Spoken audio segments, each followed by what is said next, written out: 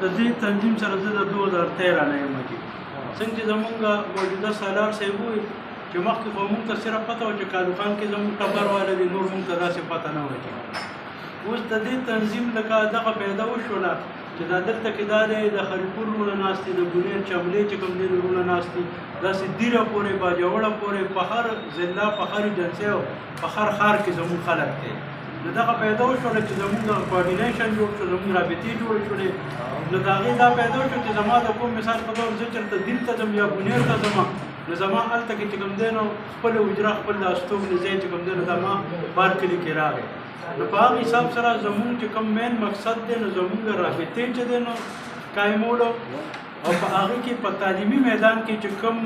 قابل ماشومان دي له موږ سالانه چې کوم دی نو وظیفې ورکړو، ایوارډونه ورته ورکړو.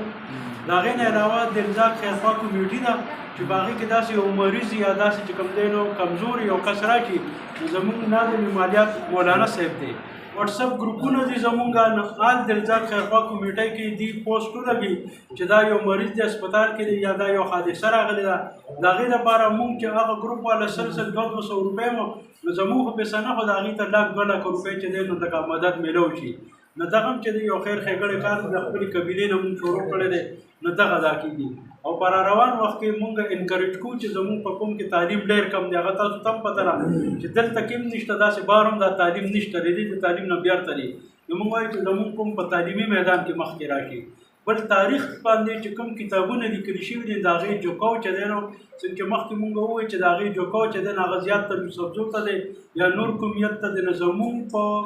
قبیله کې یو تاریخدان نشته چې دا هر څه چې دی نو داسې ښکاره کړي. نو مونږ کوشش دا دی چې مونږ په کتابي حوالو سره ستاسو غونته مشرانو خدمات واخلو، فرمان الله جان صاحب غونته کې مشرانو، بیا زمونږ په قابلو کې زمونږ چې کوم دی نو کوم سالار صاحب د دین کوشش شروع کړی دی چې مونږ داسې یو کتابونه چې دی نو جوړ کړو چې باید کې مونږ دا تاریخ چې دی نو دنیا ته کېږي. نو په لیک پړ په حساب سره چې کوم دی نو مونږ د کتابونو په دې باندې تاریخ د لیکلو چې دی نو په هغې زموږ ستونزې شروع دي. بس دغه دین لږ لږ کوو او انشاءالله چې دی نو په مخکې وځو چې مونږ لکه دا ढांचा मजबूत है मुझे. तो हम ये क्रेडिट देते हैं अपने प्रोफेसर साहब को.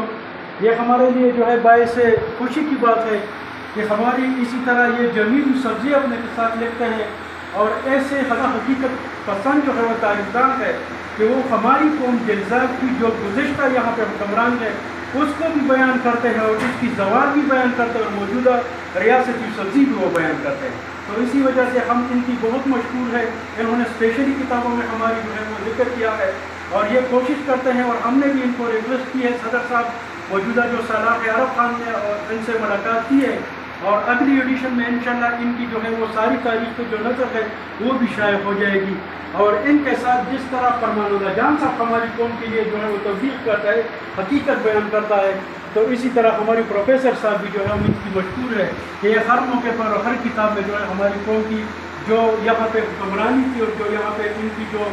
एक दौर था तो उसका यह जिक्र करते हैं और उसके बाद ये यहाँ पे सब्जी पे आ जाते हैं. तो मैंने समझा आपसे मुलाकात भी हो जाएगी और हमारे लिए भाई खुशी है कि इन्होंने आकर जो है यहाँ हमारे महफिल में बैठ गया तो हम इसको जो है तस्कील पेश कर.